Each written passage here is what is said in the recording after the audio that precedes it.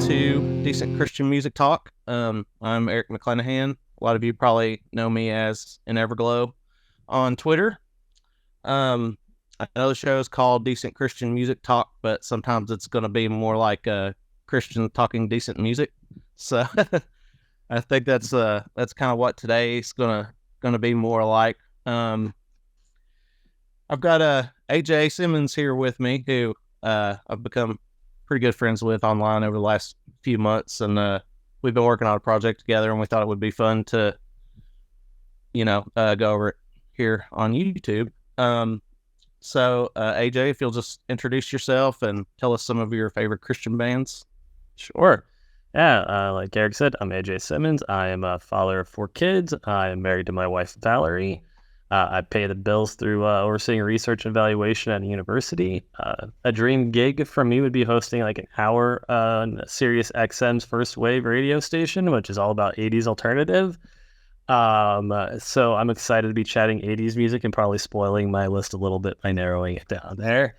As for some of my favorite Christian bands, this is tough. I was joking with you, before we jumped on about like kind of sending me spiraling thinking about this. Because not only like who defines and fits that, but also like the eras of Christian music of like, here's what I listened to in elementary school, here's what I listened to in middle school, here's like high school and college. But I think I narrowed it down to Switchfoot, Copeland, Jars of Clay, Me Without You, Reliant K, and of course May. Nice. I feel a little bit of a sibling obligation to say nice things about the OC Supertones because my older sister is a huge fan of the Supertones, and so feel some love there. I think that's actually the first time I chimed in on anything was like in defense of the Supertones on one of your brackets. And also, while I wouldn't necessarily say they're favorites, I tend to enjoy quite a bit from like Kevin, Max, and Plum as well in that Christian realm.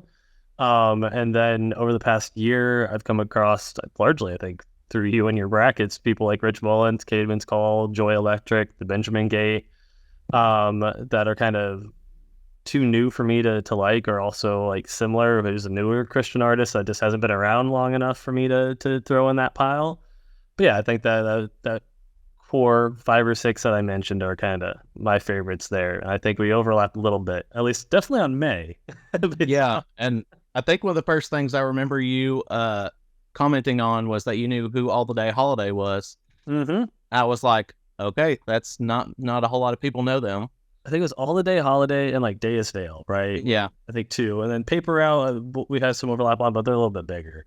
But yeah, those 2 I think in particular is like, holy cow, I don't think I've met anybody else that knew All the Day neither. I saw them play with Love Drug, and then a friend of mine's band opened on a tour. I actually saw them open for May. That's how I found out about them. Yeah, nice. So I started deciding I wanted to do a top 10 of all of my favorite albums of each year of the 80s, and AJ commented on my 1980s list and said that he was going to have to figure his out. Yeah, and he's stuck with me on trying to rank all these, and so we wanted to count down our top 10 overall of the 80s on here. I'm Eric McClanahan. A lot of you probably know me. We got I think a few we wanted to mention before we get to our top 10 of either releases that didn't qualify as an album or just kind of under the radar albums that we thought were great but didn't quite make the top 10. So AJ, you can go first. And sure.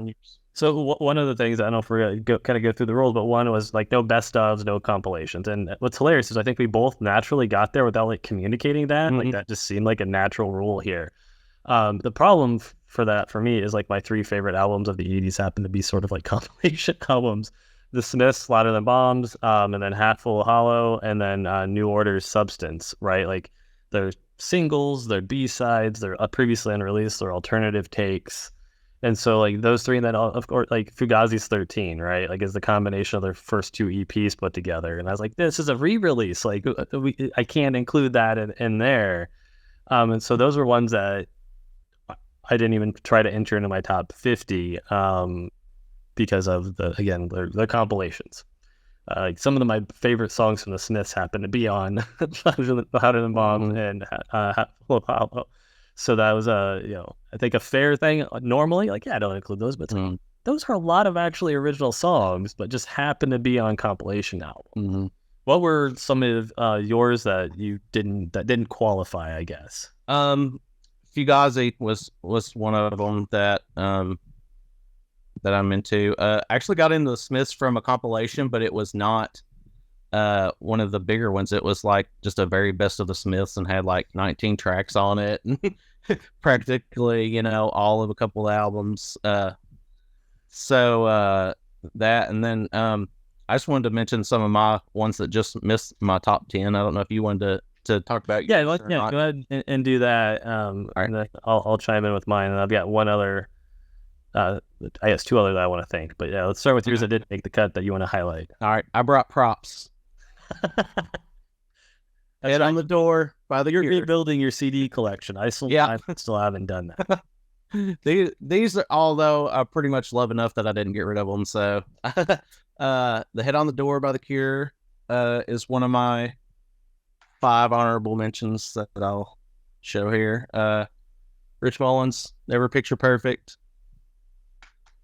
Mad at the World, self-titled. Ronnie Martin turned me onto this one from Joy Electric. So, yeah. More of The Cure, Kiss Me, Kiss Me, Kiss Me. That's in my top 50, yeah. Oh, okay. And Talk Talk's debut album. Which does not get enough love because they became so experimental and influential with their latest stuff, but I'm a synth pop guy. I love the synth pop. Fair enough, and you get to see that a lot. Mine too.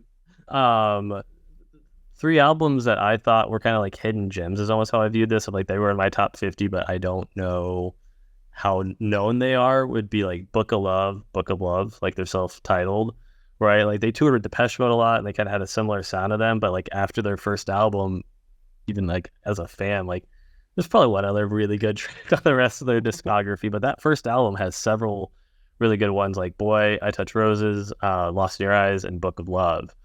And so like that's one that I don't think gets much love, pun intended. What genre is that? That would be kind of like the synth, like darker synth pop, 80, like the New Order, Depeche Mode, like that kind of genre. Okay. The second one would be Stone Roses' self-titled debut, right? I mean, that's just squeaks in at 1989. And it was big in the UK. So like if British people are watching this, like, what do you mean the Stone Roses are a hidden gem? Well, in the States, I feel like they would be a hidden gem, right? Like, I Want to Be Adored is such a fantastic track on there. Waterfall and I Am the Resurrection jumped out to me. Especially kind of the theme of this show, I Am the Resurrection, seems like one worth noting here. Yeah. And then the last of the hidden gems I'd really highlight is Husker Du's Candy Apple Grey. So, one of the tracks that stands out to me and really elevates this album for me is Don't Want to Know If You're Lonely. It's fantastic tune. And then also like Hardly Getting Over It, I Don't Know For Sure, and Sorry Somehow are other ones that stand out. But yeah, those kind of 3 are a little bit more obscure, even in I think the alternative world. Like, I listen to a lot of first wave, like Book of Love ends up on there occasionally, but Husker Du and Stone Roses don't. And then 2 other albums that I actually want to cite here as kind of worth mentioning are actually not 80s albums, but they were how I found 80s tunes, and that is the soundtrack for Grosse Point Blank and the soundtrack for Wedding Singer.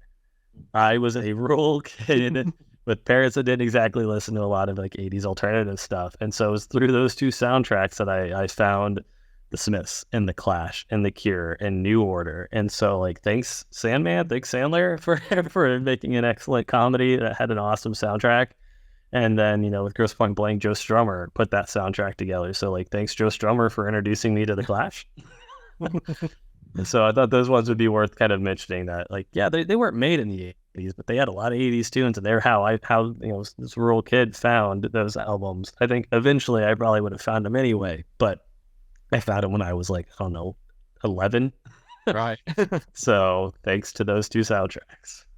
I think I got turned on to a lot of 80s stuff because Amberlin was like covering the Smiths, and so I think that's how I got into like the more and they covered The Cure. So I think obviously I was born in the 80s, but I don't think I got into like the more alternative stuff until the Tooth and Nail band started covering these artists. That's interesting. Yeah, I didn't think about that because a bunch of bands, in like that mid 2000s, were covering, particularly the Smiths, I think, and The Cure. Yeah, quite a bit. There was in the 90s, a band covered Blue Monday by New Order, and it was one of the funny things. Like other people around me were like, "This song's new," and I knew it was a cover. And I remember adults being like, "How does this kid know this is a cover?" I think that was my introduction to New Order as well. So, but once I dove into that stuff, I loved it just as much as a lot of the bands who introduced me to them. Neither of us know the top 10 of the other. So I am going to send a tweet real quick for you all to reply with your favorite album of the 80s. At the end of the show, I will look at some of your responses and we'll read a few of those. I guess, AJ, you can start off with your number 10 if you want to. Sure. One of the things that I want to know kind of before we dive into it is like, we're talking favorites, right? We're not making an argument for best or most impactful or any of that. Like, we're not reporters for Rolling Stone or Enemy. Like, we don't have PhDs in like the history of 80s music or whatever, right? Like, we're fans, we're enthusiasts. Our picks are shaped by like our preferences, our biases, our lives, all that sort of stuff. Basically we're just two dudes chatting tunes, right? Right. And if you disagree with us, you're probably right. Right? Like, it's such a subjective thing. All right. So make sure you do comment, underneath the video, with your picks and tell us how wrong we are about ours. Yeah. But yeah, I just want to kind of to note that we're not arguing best. We're not arguing anything. We're just being like, these are the ones I jam. These are the ones I. Yeah, I'm glad you mentioned that. You're right. Yeah. So starting off number 10 for me, of course, I have notes and I wrote it in reverse for 10 of the page. Is going to be Depeche Mode's Music for the Masses. Oh. Right? Like in particular, Strange Love, Never Let Me Down, Behind the Wheel. Yeah. That one was in my top 10. What year did that come out? Oh, shoot. It's all right. I'm terrible about that. Like, I don't get this because, it doesn't really matter for this countdown, but it did for years that we were speaking, and I messaged you about the Clash London Calling. I was like, hold on, we have to make sure we're on board with this rule, right? Like, this doesn't count. Yeah. It came out in the States in 1980, but England went earlier in 1979. Yeah, but I don't honestly remember. I'm terrible about that. Sorry for putting you on the spot. I don't know. Let me see. I have my list right here, and so let's see. We're doing this live. Let me see what I gotta get out of the 90s because I've started working on the 90s a little bit too. Music for the Masses, Depeche Mode, 1987. Okay. That was probably the most loaded year for me. Yeah, there was a time there. I don't want to spoil mine, but yes, there were a lot of pretty good albums that aren't in my top 10 or even top 20 that came out that year. There's some years in the 90s that are gonna be like that too, where it's like, how do I can I just this is it. This is my list for the decade. Right. We'll have to get back together to go over our top 10 90s albums too when we get to that. All right. Anything else on Music for the Masses? No. Like I said, 3 really solid tracks that I think kind of encapsulate Depeche Mode really well, and lots of really good tracks too. Don't get me wrong. Right. I don't want to spend more like a minute talking about each album. Okay. My number 10 is Rio by Duran. That's the cut. Yeah. A little bit of earlier. That's my number 11, I think. Oh, okay. The top 50. I think that is. It's near there. I think it just missed it. Let me double check this. It was 11. All right. Let's say that about that album. Like, what? How did that? 10. The thing that put it from being an honorable mention to number 10 is simply The Chauffeur, which is probably my favorite song of the 80s. At least a contender. It sounds I'm a big listen to, music with a lot going on in the song in my headphones, and the production on that sounds so ahead of its time. There's a lot of different electronic elements going on, and just it sounds so great. And it's a terrific album. Yeah, a lot of good tracks on it. Yeah, Rio was the title track was a big hit, and what else? Hungry Like the Wolf. Yes, a big one. Save a Prayer. Came out in 1982. Was their second album, I believe. So, what's your number 9, AJ? So that is going to be the Smiths' Meat is Murder. In particular, this joke isn't funny anymore. I want the one I can't have, and barbarism begins at home. Nice. I am writing yours down as you say them, just so I can send it to you. In case I want to re-reference them or something at some point. Yeah, it is. I mean, it's a Smiths record, right? Like they showed up on the world for like 5 or 6 years, dropped 4 fantastic albums, and dropped bounced. And so oh darn, it ended up at 9. Yeah, I think that one was in my top 10. Was it? It may. No, I think that one missed it. I think that one missed my top 10. Strange Ways and what others was in it in the top 10. So my number 9 is Naked Eyes by Naked Eyes. It's also known as Burning Bridges. For some reason, it has 2 different titles, probably depend on the country it was released in, I'm assuming, but I couldn't find real evidence that was the thing dividing it. Came out in 1983. The hit singles were Promises, Promises, and Always Something There to Remind Me. 2 fantastic tracks. Yeah, and something I did not know until now, even though I've been listening to this album for over a decade, is that the members of Naked Eyes and the members of Tears for Fears were in a band together, and they split, and Tears for Fears became a thing, and Naked Eyes became a thing. Interesting. Yeah, that kind of blew me away. But the band was called Neon. I think they had 2 singles and then split. So I know I wanted to dig that up. Yeah, I haven't listened to it yet either, but I'm definitely gonna have to check that out. I found the record in the discount bin for like 25 cents before vinyl started taking off again, and I picked it up. Man, one of my favorite discount finds since I started what do you call it, bin diving or whatever it's called. So that's my number 9. Got anything on that, or you want to go to number 8? No. Like I said, those 2 tracks that you cite in particular, they're not necessarily ones that would immediately come to mind for me, but as soon as you mention them, you're like, yeah, those are solid tracks. Right. Absolutely. My number 8 is Depeche Mode, Some Great Reward. This album has People Are People, Master and Servant, and then Rumors, which is one of my favorite Depeche Mode tracks. I don't know if that ended up anywhere in your top 10 or side of that. I don't think I had that one in my top 10. I had a few of theirs in there, but I don't think that one made it. Is that all you had on that one? Yeah, no, it's good. I mean, with Depeche Mode, it's almost like any album. A couple songs that are really good. Same like The Cure, right? Like I could build quite the playlist off of them, but they've released so many albums that if you release like 10 albums and each album has like 2 or 3 good songs, at some point you're gonna have 20, 30 good tracks. Yeah, they were pretty prolific too, so had a lot of stuff.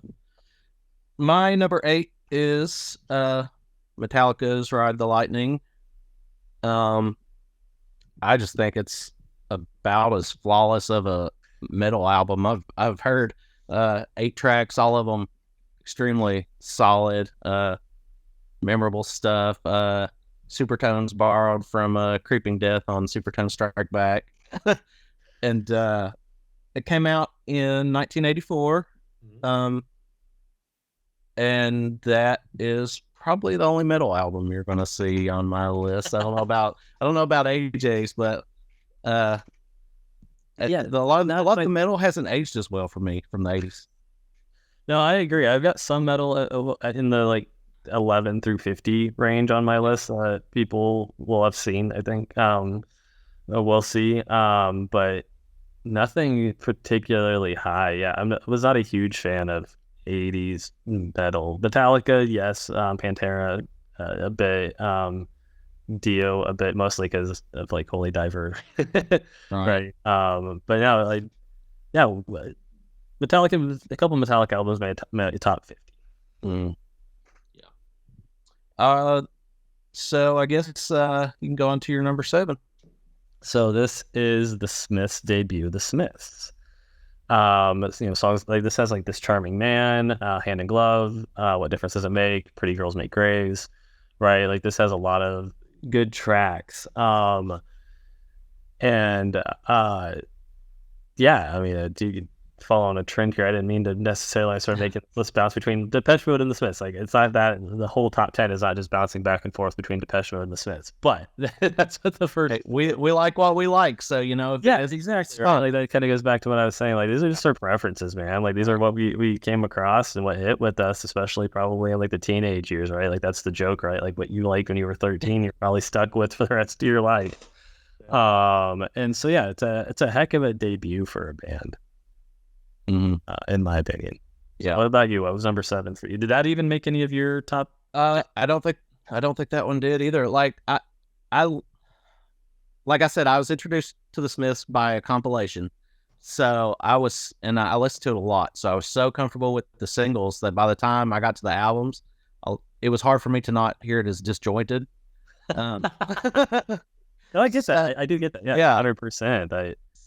Yeah, that makes sense. So I think the albums that had the most songs represented on that compilation ended up being the Smiths albums that I enjoy the most. Sure. But my number 7, conveniently, is "The Queen Is Dead" by the. There we go. You'll see that later on. So why did Queen of Dead make your top 10? Queen's Dead.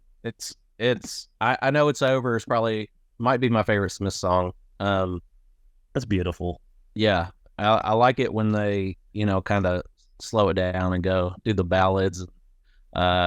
Morrissey sings about how lonely he is and how lonely, sad, and unlikable. Right. Yeah. This album came out in 1986. There's a Light That Never Goes Out is on there, which Anne Boleyn covered, and that was what led me to the Smiths. So thank you, Anne Boleyn.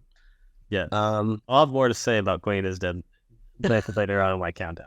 I mean, you being such a Smiths fan, I'm sure you've got a lot more to say about it than I do. So what's your number 6? So my number 6 actually contradicts our countdown that we did, because posting on like Twitter and stuff like that and trying to get caught up with you, I didn't quite articulate like, hey, I basically flipped a coin between the Smiths and Born in the USA. For first and second, because I can cop out and do a tie for like 10th, but for like number 1, I'm not gonna tie. Right. And so the Smiths was number 1 on my countdown for that year, and then I've been listening to this stuff to like prepare for it. And I was like, nah, Born in the USA is number 1, right? Like I'm on Fire is on here, and that is my favorite Bruce Springsteen track. Dancing in the Dark, Surrender, Glory Days. Of course, Born in the USA, right? Like it's a heck of an album. I don't know if that cracked your top 10 at all. It was in my top 10, and I hadn't listened to it in a long time. I put it on at work, and so the whole 3 or 4 of us in the back of the warehouse could hear it. And my buddy, who's a big music fan, was like, "I cannot believe all these hits are on this one album." I was like, I didn't even realize it too. It's loaded. Yeah.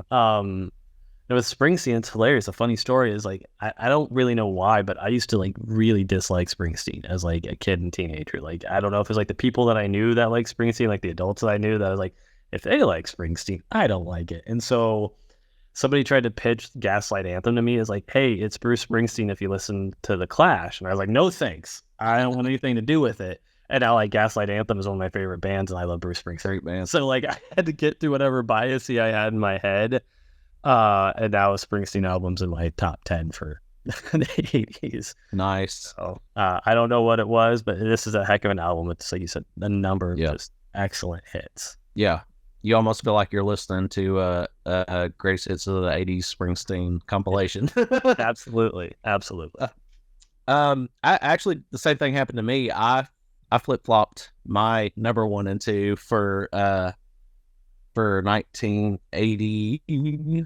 What was it? 84. Sorry. 1984. So, which was originally Ride the Lightning. The one that I flipped it with, I'll talk about later. But my number 6 is Songs from the Big Chair. There you go. Tears for Fears. Another one that's similar to Ride the Lightning, just 8 tracks, and all of them are absolutely killer. Shout, Everybody Wants to Rule the World, Head Over Heels, all massive songs. Again, like you go back, you're like that. Those were all in one album. Like, I know. What was in the water that they were drinking when they were making that album? I think there's something to the 8-track albums where you cut the fat. That was, now I think everybody feels like it needs to be, 12 tracks or whatever, and maybe not all of them live up to it in a lot of cases. But I don't know. That's just my theory. But No, I think there's something to it. I know a retired songwriter from Nashville. He was a teacher of mine in high school. And he's telling me, he's like, everybody knows all albums. Like maybe you got 2 or 3 tracks, and then it's a matter of filling out the other, 7 to 9 tracks with things that are just all right. A lot of albums are like that, but of course, some of my very favorite albums are 12 tracks, an hour and 15 minutes long. So it's. If you like it, give me more of it. If I like it, give me more of it. If I don't like it, then, trim it down, make it an EP, just give me the best stuff. But I feel like this is the blueprint for Paper Routes sound.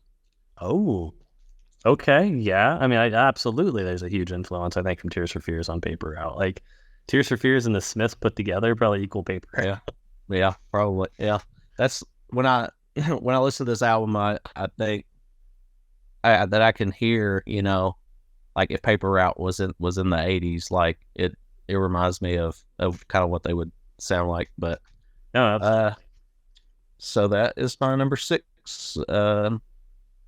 What's your number 5? So my number 5 is New Order, Power, Corruption, and Lies. And I had to dig in on this one a little bit because I distinctly remember having a CD version of this before I sold my CDs that had Blue Monday on it. Mm-hmm. But the version on Apple doesn't have Blue Monday.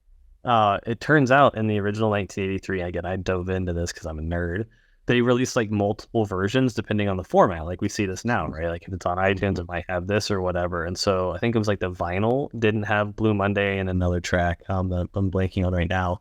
But the CDs, because CDs just had become a thing like the year before, and they were trying to push that. So they put the big song on the CD format and like the cassette version.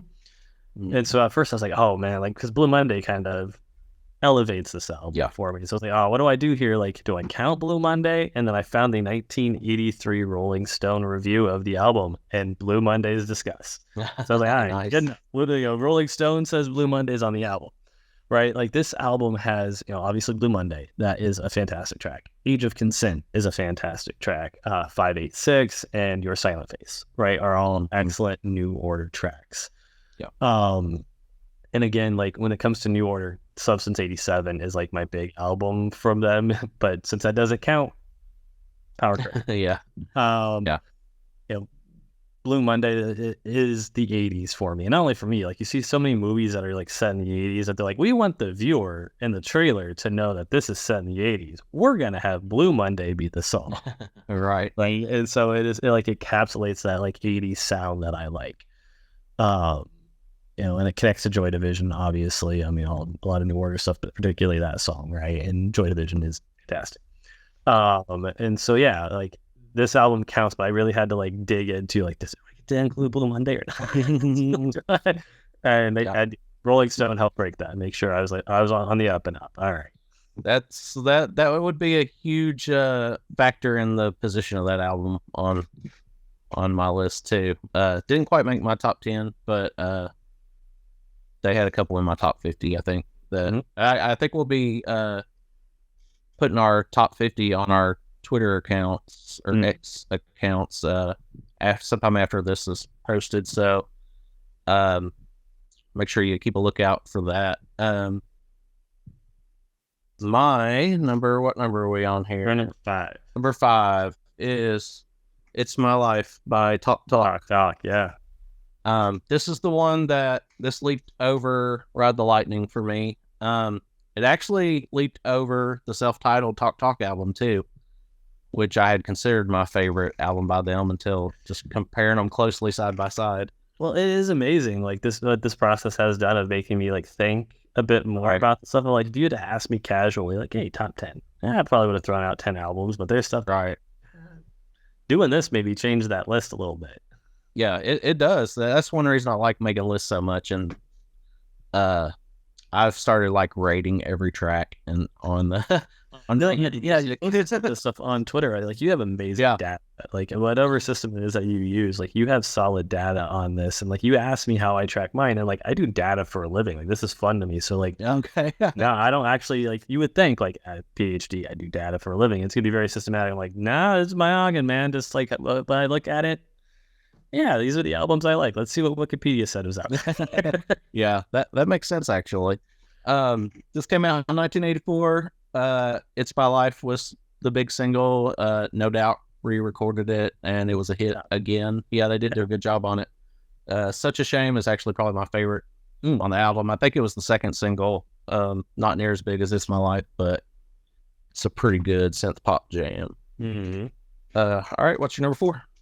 Number 4 is the Smiths' "Strange Ways." Right? Like, there's so many solid tracks on this album. "Last Night I Dreamt Somebody Loved Me," "I Started Something I Couldn't Finish," "Girlfriend in a Coma," "I Won't Share You," which again is like Morrissey at his most like introspective, and like vulnerable, which is when he's at his best or was at his best. Yeah. And so like I actually had to have a bit of a debate between like this and then the next remaining albums. Like "Strange Ways," like the sleeper, the sneak, like top album for me in the 80s, like, and I'm not, ended up 4, but there's some very serious consideration. Like this one and the next 3, real close. But yeah, just my love of the Smiths continuing. It's my second favorite Smiths album, "Strange Ways." Really good. I think it's in my top 50. Pretty sure it is. My number 4.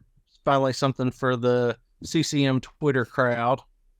"Pictures in the Sky" by Rich Mullins. It's falling through. Yeah. Probably not one of his most beloved albums, but kind of plays with some new wave, kind of synthy, some big drums, the 80s sound that is not what he's really known for. No. But I think he did it really well. The last song on here, "Love That Knows No Bounds," is one of like my top 3 Rich Mullins songs. It wasn't a single or anything. But he plays with like this kind of almost like a new age kind of vibe on it. I think that it really suits him well. I would have liked for him to actually maybe put out another album, kind of toying with that atmospheric 80s sound some more. But this one came out in 87, has "Verge of a Miracle" on it, which is another one of my favorites, and "Screen Door," which does not fit the vibe of this album very much, but it reminds me of the Southern gospel that I grew up on, so it's still kind of nostalgic for me. So that's my number 4. What's your number 3? So my number 3, I know, is fairly high up for you because I think it's behind you in your glass case there. It was. It was. It's not anymore. Okay. So "The Cure," "Disintegration," right? This album is brilliant in so many ways. I think you feel pretty similarly about it, right? Pretty much every track is great. And very just like Robert Smith at his best, kind of creating that like atmospheric and moody and introspective and loving, I think, in a lot of these tracks. of course, like Love Song, Pictures of You, Fascination Street, and Prayers for Rain. I saw them live the start of summer, I think it was. I think it was in May, and all those songs that played were great. Yeah, I saw them this summer too. Incredible. Yeah, that tour was great. I don't know if you got there in time to watch like Twilight Sad as well. Yeah, they were great. Yeah, I mean, they played for like the Cure played for like 2 hours, something like that, right? Like, considering perhaps other performers from the 80s that you don't even know if they're going to take the stage or play more than a song or two, especially if maybe somebody's grilling a hot dog in the vicinity. The fact that the Cure get up there and go for like 2 hours, and like each night, if you go look at the set list, there's some like some of them are core, but they rotate out songs, and you're like, yeah. And the fact that like you could probably go see every night of that tour and get a different handful of songs at the very least, or a version, a different take on something. Like I dislike massive arena shows, and I loved that show. Yeah. I was there with one of my best friends. Twilight Sad was excellent, and I had I was actually like, I'm fine with there being like 15,000 people here. We drove 6.5 hours to Atlanta, and they played 2 nights there. Sold out both nights in the Atlanta Hawks arena. Tightest seats I've ever been in my life. Like you could not move. There were elderly people there, like falling over everybody trying to get out, and like it was very uncomfortable, and we weren't real close, but it was still one of the greatest shows I've ever seen. Yeah, like, exactly. I would do it again in a minute. Yeah, it was one of my favorite concerts I've ever seen. And again, I'm not a huge arena fan, but like on top of it, like I flew to Phoenix from it. Like Arizona is home for me, but I live in Western Illinois now. Like I drove like to the airport several hours. I got on a plane cross country and went to see it in Phoenix with my friend. How much I wanted to see the Cure. Like I had actually never gotten to see them in person before because no, actually I take that back. This is the second time I saw them. Never mind. But I was supposed to see them with Interpol once, and I didn't get to that tour. And so it'd been, I think, a very long time that since I saw them. And so it was also like that one was outdoors, and this one is inside. And like, I don't know, it was like one of my favorite concerts I've ever seen live. Yeah, it was so good. All right, my number 3 is Everything's Different Now by Till Tuesday. Oh, mm-hmm. Not a massive hit album or anything. You probably would not know any of the songs on it, but their biggest single, not you necessarily, but no, I in general. They had the big single Voices Carry in the 80s. That was their big thing. Amy Mann is a pretty respected songwriter, singer now. But I found this album in the discount CD bin in like 2011, I think. So I picked it up for $1, and it has become, we're at the point now, my top 3 albums are in my top 100 favorite albums of all time. So this one's on there. It's kind of jangly pop rock. It's got some of those 80s elements in there, but the first half of it is just flawless. I don't know how none of those songs were massive singles. And then the second half, they play around a little more with textures and stuff. It's not doesn't sound like radio ready songs for the most part. Elvis Costello does guest vocals in one of the songs. Just a great album that I put on multiple times a year for the most part, and just really, really enjoy it. This had like, it wasn't even on my radar until I saw that you had it ranked. Like, it came out, and I was like, all right, yeah, I gotta spend some time with this. And yeah, it's a solid 80s album. But there wasn't, like you said, like hits on it. And so I think maybe that, or like radio hits, like there may have been songs that should have been hits. Yeah. But like, again, I listen to like First Wave a lot for this stuff. And so I think maybe Voices Carry is played on there. Probably. But that's about it. And so like I said, this wasn't even on my radar. So like, thank you for getting me to check out something that wasn't even on my radar. Like them and like Joy Electric have been two of the things that you introduced me to that I appreciate. I'm always glad to introduce people to new music. That's kind of where. I'm usually the one introducing people to new music. So I appreciate when it's the other way around. Well, I'm going to check out the album that you recommended that I for your Under the Radar that I hadn't heard of. What was it? Book of Love? Book of Love. Yeah, I'm going to check that out. I've never heard them. Yeah, again, two or three of their tracks are played on First Wave. But yeah, they're again should have been bigger. But I think the problem is they put all their good songs on one album. All right, so now we're on to number 2, right? Yep. Number 2. So this is the Clash, Combat Rock. Some of the biggest Clash songs are on this. Should I say or should I go and Rock the Casbah, right? But then like Know Your Rights and Straight to Hell are really fantastic tunes, and there's other really solid tunes as well. And I think after London Calling, this is probably my second favorite Clash album, and that's why I like London Calling not being on it. This is a little bit of a different top 10 if I had like 2 Clash songs, especially because they've probably been like London Calling probably would have been number 1. So I had like 2 Clash albums in the top, 3, 4, 3. It would bump The Cure down. Makes this a little bit different of a list. But it's a solid album. Sandinista is great in between, but there were tracks that probably could have been on Sandinista that maybe would have made it a stronger album. And I think they did that with Combat Rock too, that they cut some tracks. If I'm remembering my Smiths or the Clash lore correctly, they cut a double album down to a single album.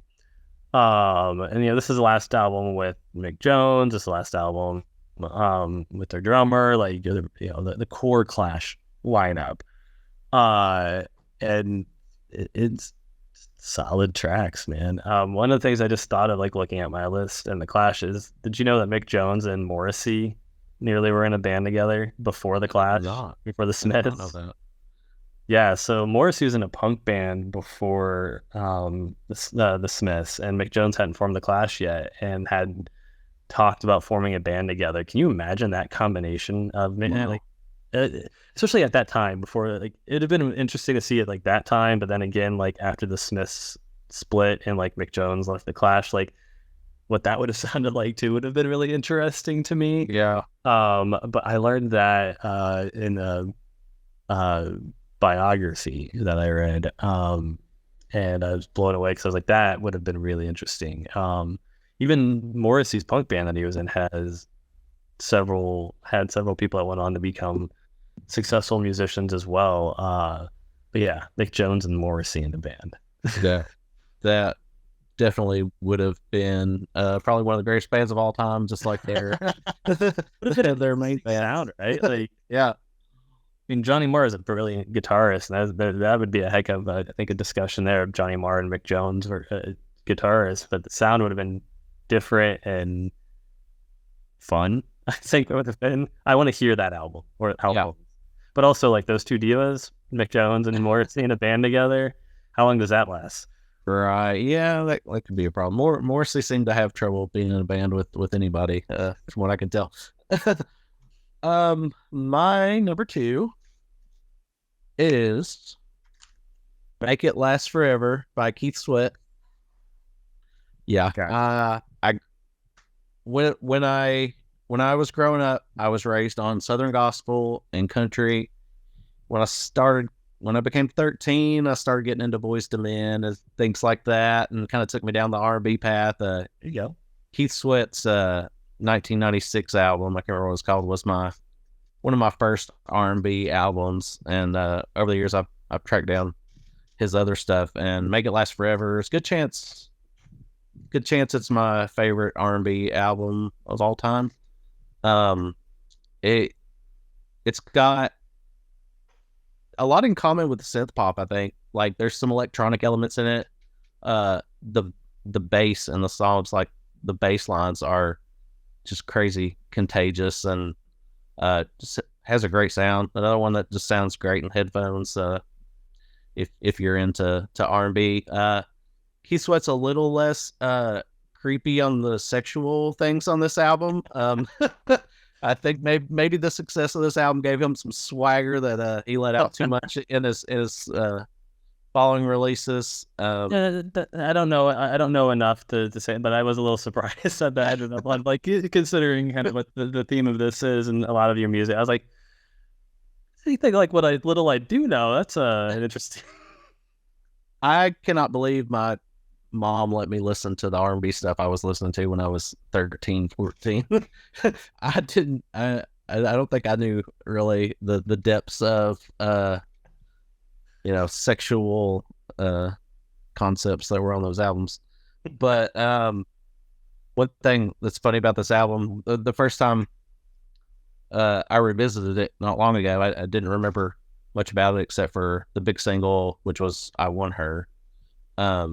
He opens the track with, I walked up to the door and I just pictured myself putting the key in the door and open the door. I was like, oh gosh, he's going to say something creepy sexual. He's like, and seeing your beautiful face.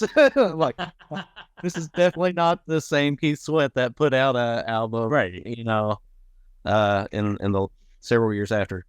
But one of the funny things about this album is, actually it's not funny because of this album, but the big single I Want Her, I don't know if you're familiar with that one. It was a pop hit. It's not like massive, but I think it was like a number one R&B single.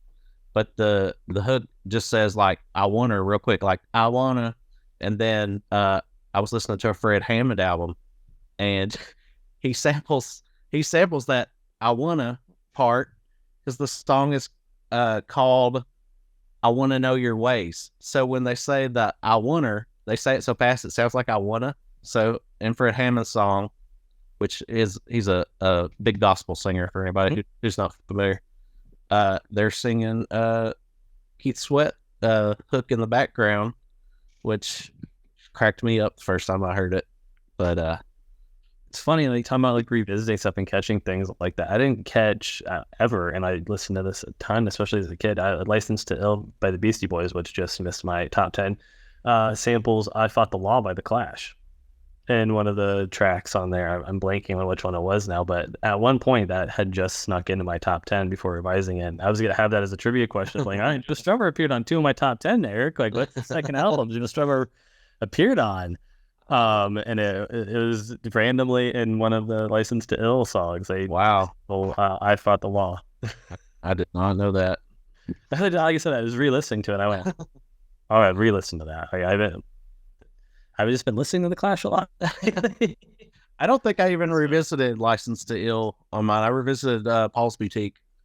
But yeah, that's a good one. Like Licensed to Ill was an odd album for my dad to own, but he did, and I was like on repeat with the cassette playing that a lot as a kid. I think there's a pipeline from Beastie Boys to DC Talk. Yeah, for sure.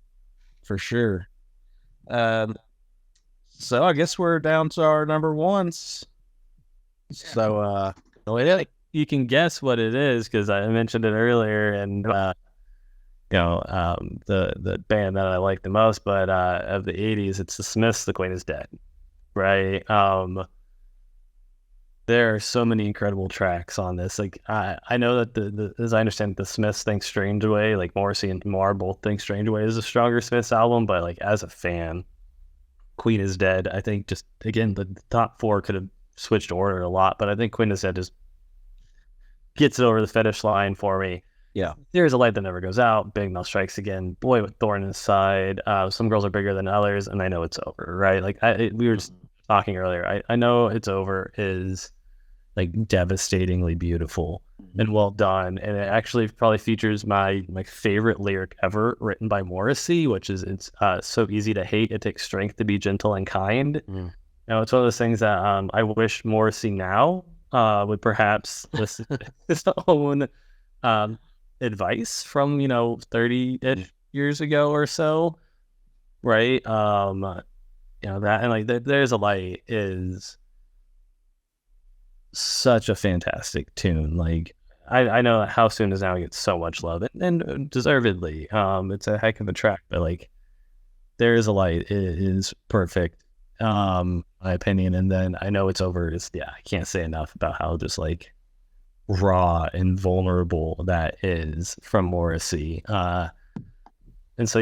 like, ton of love. And like, what's hilarious is I listened to this stuff growing up and kind of nobody else did, that I hung out with. But it was either, I think, My Chemical Romance or Fall Out Boy was giving an interview on the radio.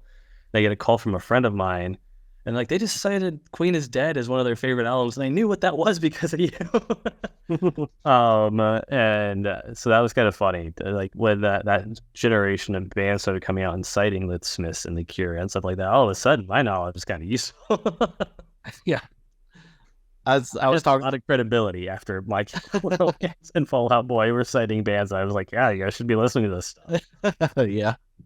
I was talking to somebody online the other day who mentioned not liking the movie 500 Days of Summer, and I was like, that movie is kind of based around, the Smiths kind of held the whole thing together, so that made me a big fan of the movie. Mm-hmm. But have you seen the Smiths fan movie like on Amazon? What is it? Shoplifters of the World. It's set in the 80s, and it's all like full of Smiths references. It's like this love letter to the Smiths that was released, I think, during the pandemic. But yeah, it's an entire movie built around a Smiths fan taking over a metal radio station and making them play Smiths songs at gunpoint. Wow. And then like this night of like, it's an 80s movie, so like an 80s party and stuff like that with like alternative 80s kids that are huge Smith bands and like their drama and stuff like that. But it is incredibly brilliant. Like, when it came out, like the night that it dropped on Amazon, I was like, I'm watching this, and my wife was like, yeah, I'm going to bed. You have but it is such a love letter to the Smiths that if you're a Smiths fan, in any way, you'll enjoy that. And like, I've kept this shirt a little secret because I want to spoil it, but my shirt has a reference to the Smiths, so "Oh, you handsome devil" on it.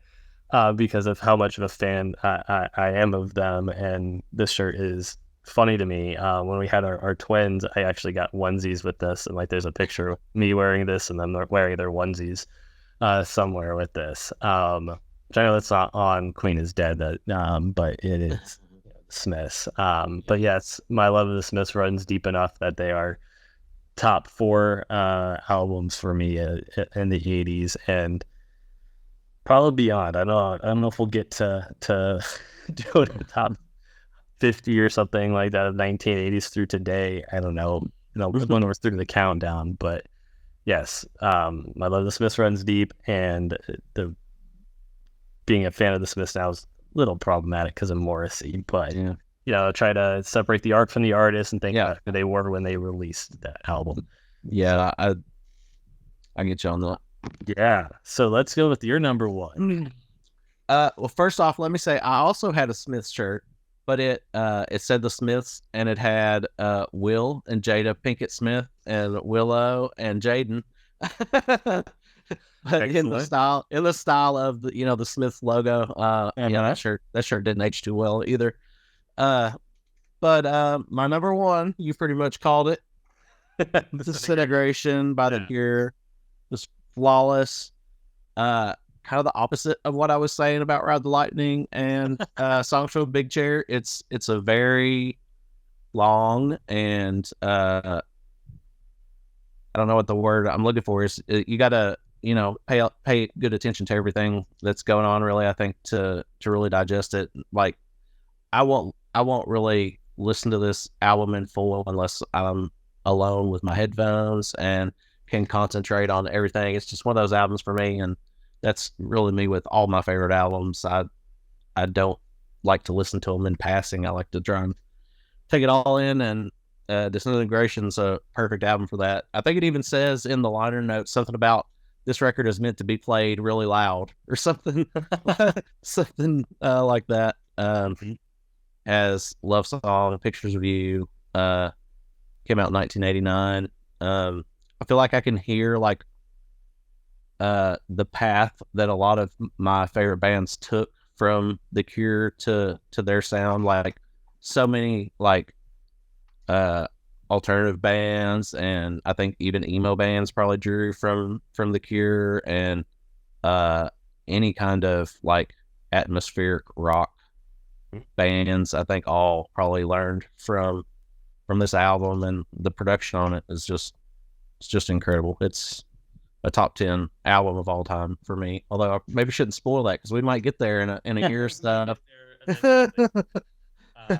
We got a lot of time still. We got the 80s to do, 90s, the aughts through now even.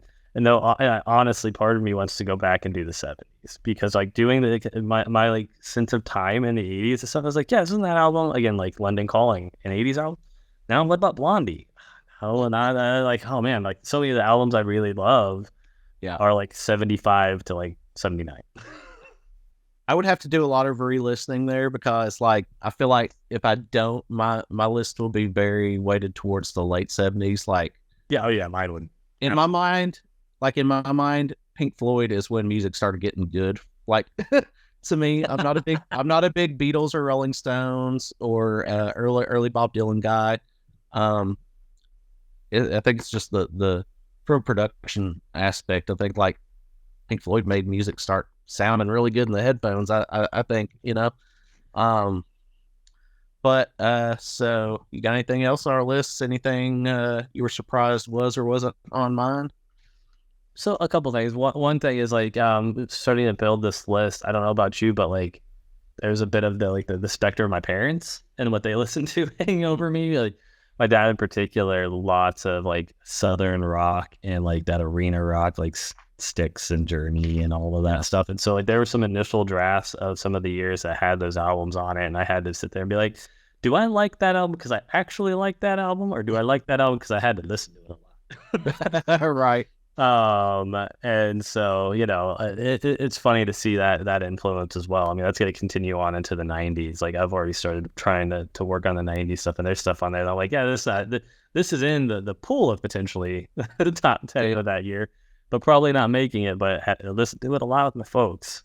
And so that kind of surprised me of that draw was there, even though like the 80s for me is the 80s alternative and stuff like that. But like some initial drafts had Styx and had 38 Special and Journey and stuff like that on there, and I was like, I don't know about that one. And that, like I said, will continue on. The other thing that kind of jumps out to me, given especially we'll see this I think in the 90s through now, is like my top 10 doesn't have I think any female singers, right? And so that kind of jumped out to me as a bit of a surprise. But in the 90s that really explodes, and so you'll see that there. So I almost would have expected like Susie and the Banshees, or maybe even the Pretenders, to be on there, and so like that was a bit of a surprise for me. Were there any surprises for you, or anything that you're like, I like this album way more than I thought I did? I don't like this album as much as I did. The Springsteen album, Born in the USA, is the one that stands out as being like, wow, that's really good. Van Halen's 1984 I enjoyed more than I expected to at this point. I mean, Van Halen's a great guitar player, but they're just not one I put a whole album on the list to very often. Right. But that one was surprising to me. Heartland by Real Life is another synth pop band that I listened to it. And I was like, I need to buy the vinyl because the CD copies of it are ridiculously expensive. So I was like, I love it enough that I need a physical copy. So I purchased a vinyl copy of that based on this listen through. So that was a good one for me.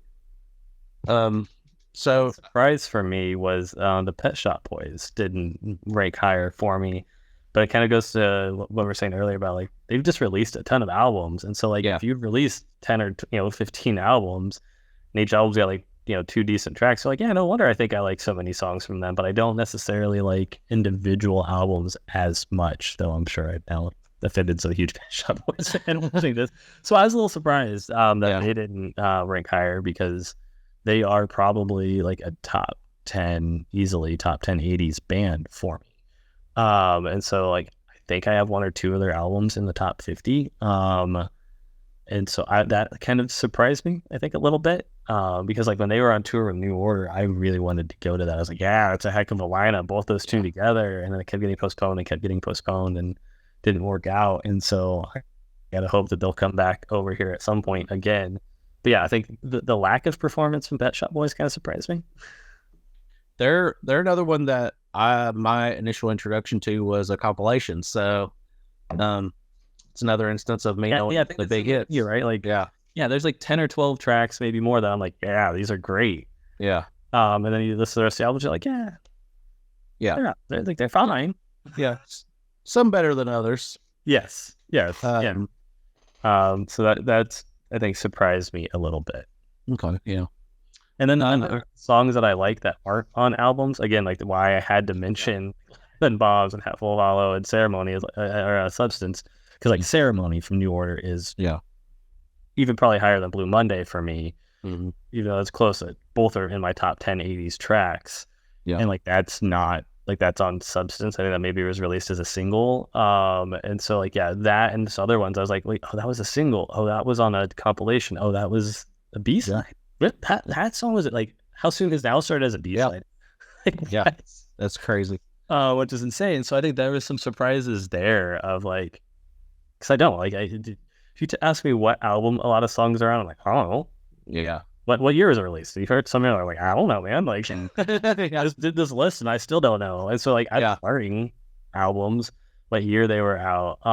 And so I think that was another thing that jumped out to me is like, because you almost think like the single release is more like a more recent thing. You're like, I don't know, the 80s, especially like alternative bands in the 80s, did a lot of singles releases, did a lot of EPs, did stuff like that. And so like everything is old as new again. So I think that was another thing that I learned, I guess, through this process. That bothers me so bad too, because I like how soon is Now needs to be represented on these lists somewhere. So I'm kind of glad you brought up the idea of mentioning singles and things. Yeah, it's one of the best songs of the 80s for sure. Right, like like that and like Asleep and Get What I Want, and God, I can keep going. Handsome Devil, obviously. I can all of them. You're like, there's not a place for them. Like in Ceremony from New Order for me, like it hurt to not be able to be like, like this. Let's spend some time talking about that greatness of that song, like the last Joy Division song and first New Order song.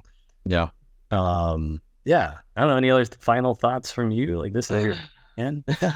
I think we've pretty much covered everything. I'm going to read some of people's responses to the Twitter. I think see what we've got here. Wow, 36 responses already. And let's go. Michael Card's The Life, not one I expected to see. No. We got the Joshua Tree, which it's not surprising. It's going to be a top 30-ish album for me. Don't love it all the way. It's on there. Yeah, and I think U2's performance or lack of performance was a little surprising for me too on my list because Joshua Tree's on mine, but not particularly high.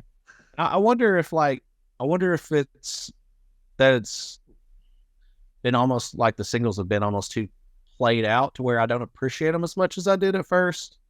Because like every 80s or 90s playlist you put on or any pop station or rock station, you're going to hear a lot of those songs. And I also think I had a compilation of theirs with all the big singles on it before. But I mean, it's a great album for sure. Absolutely. And that's one of the things that like sucks is like there's so many great albums. It's like just because it's not my top 10 doesn't mean I don't have some deep love for it. Yeah. Like you said, if somebody would have asked me for my top 10 off the top of my head, there's a good chance Joshua Tree would have been there because it's such a massive force of the 80s and deserved to be. Freedom by Whiteheart is Philip Little's favorite album ever. I don't even know if I've heard that one all the way through. Eye to Eye, Michael W. Smith. Moving Pictures by Rush. Yeah, I had that at one of the year it came out is my top album, right? Because there's some good things. It's mine too. Yeah, I actually just spent some time last night at the pinball arcade we had here playing Rush's pinball machine. Oh, nice. The Rocky 4 soundtrack. Never heard that one either, I don't think, except for watching the movie. Well, if you go and look at it and we're like, how are these amazing tracks all in one soundtrack? Like, I know, it's not register with us. Probably so. Petra's More Power to You. Time by ELO, which I think both of us had that one in our yearly list, didn't we? I have to go back and look. Yeah, I feel like we did. Okay. Maybe not. I believe you'd probably pay more attention to that. Yeah. I know I did, and I feel like that was one we had in common, but maybe not. We got a Rio, Duran Duran, another Joshua Tree, Duke by Genesis, Graceland by Paul Simon, or Thriller by Michael Jackson, which were both albums I revisited for this. Under Lock and Key by Dokken. Another Freedom by Whiteheart. That's definitely one that I'm going to have to listen to. Look at that, yeah. First Watch by Guardian. Escape by Journey. Another Moving Pictures. Christmas, Michael W. Smith, Christmas album. Rattle and Hum by U2, live album, I think. The Pledge by DeGarmo and Key. The Champion by Carmen. Soldiers Under Command by Stryper. Back in Black. We got Tom Waits, a couple Steve Taylors, Meltdown and On the Fritz. Blizzard of Oz. There's a Disintegration mention. Hysteria, Def Leppard, which that's one that surprised me as being better than I would have expected in my... Yeah, that ended up in my top 10 that year, which again, that's a legacy of my folks there. Yeah, I've seen so many bands with them, and heavily influenced, I think, some of my picks, but that one stuck through. That one I couldn't push off the plate. Yeah. I do think I like some of this. Yeah, oh yeah. The title tracks especially, I love. Beat the System by Petra, Decisions by the Winans, More Power to You, Petra, The Queen is Dead, Night and Day by Joe Jackson, Escape from the Fallen Planet by Krumbacher. You know them? Doesn't sound familiar to me. Energy by Operation Ivy, which I revisited for this. Yeah, I think I have that on mine too for that year. Got some Rich Mullins, OMD.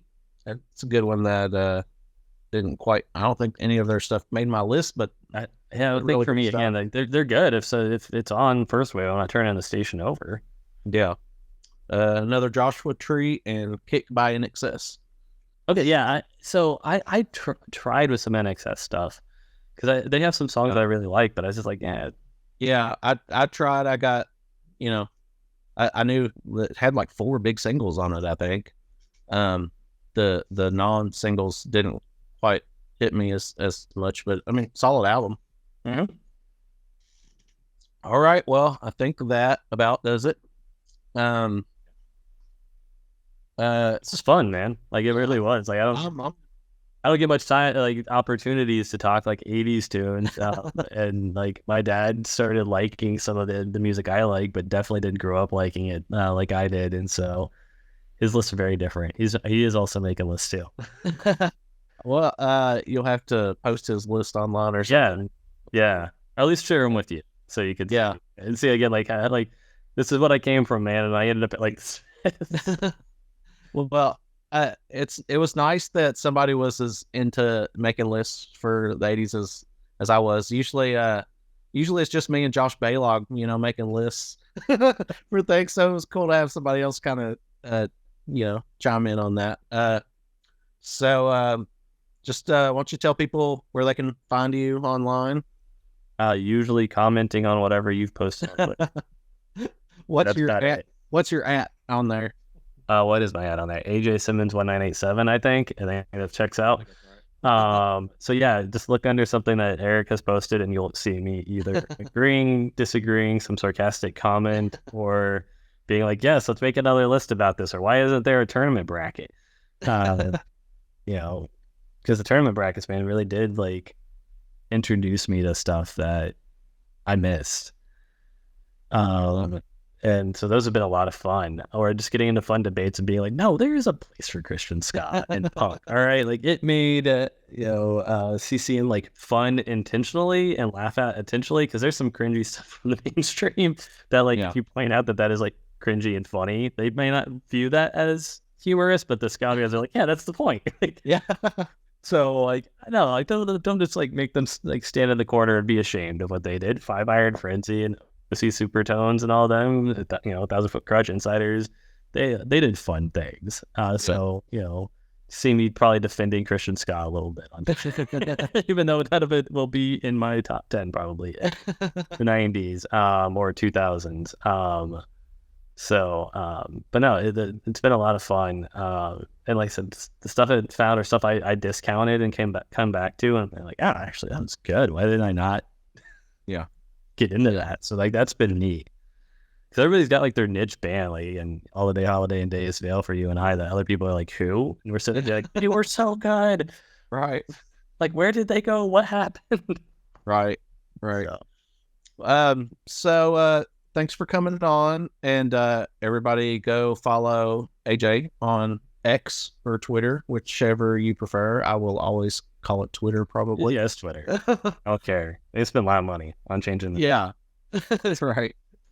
So I want to shout out Colin Savage, who is doing graphics and editing on this for us, and so generously offered to help out when he saw how sketchy my first video was, because I had no clue what I was doing. So you did fine, man. These guys work out cut out for him. He's got to try and make me sound here, man. Bad for him. Colin's awesome, so I just want to be sure to shout him out. Thanks everybody for watching. Like, subscribe, and put your list below. Yeah, tell us how wrong we are. Please leave us a comment. Let us know at least your number one favorite of the 80s. But if you want to really get into it and determine your top 10, me and AJ would love to see that. I'm sure. Either do his route, which is like a ton of data and like valid, or me just being like vibes, like, hey, I like these like 4 tracks on here, like that. Sure. Absolutely. All right. Thanks everybody for watching. Thanks everybody who has subscribed